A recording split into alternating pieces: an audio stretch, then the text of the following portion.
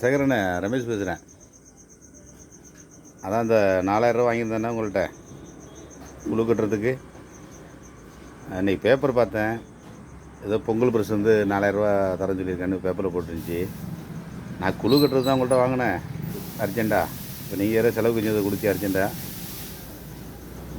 அந்த 4000 நான் அங்கே கடையில் நிற்கிற மாதிரி ஜாமான் வாங்கிட்டு வரும்போது வீட்டில் நான் வந்து ஆரன் அடிக்கிறேன், பைக் ஆரன் அடிக்கிறேன், வாங்கிட்டு போயிருங்க.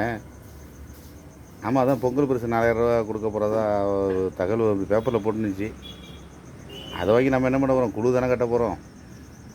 இப்போ மற்ற இடத்துல வாங்கியிருந்தாக்கா பொங்கல் கழித்து வாங்கிக்கலாம்னு சொன்னால் போயிடுவாங்க. இப்போ குழுக்காரங்க போக மாட்டாங்க.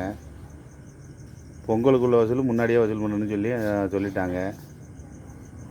சரி, காத்திருந்து பார்ப்போம் 4000 கிடைக்குதான்னு. சரி, வரும்போது அடிக்கிறேன், ஃபோன் அடிக்கிறேன், கடையில் நிற்கிறேன். தயிர் பாக்கெட் வாங்கிட்டு வரேன். பாலா? சரி, பால் வாங்கிட்டு வரேன். வீட்டில் வந்து ஃபோன் அடிக்கிறேன். அந்த ஆன் அடிக்கிற அந்த பணத்தை வாங்கிடுங்க 4000. என்னென்னு? சரி, எனக்கு தான் 4000 பொங்கல் பரிசு வர போகுது. சரி, வச்சிடவா?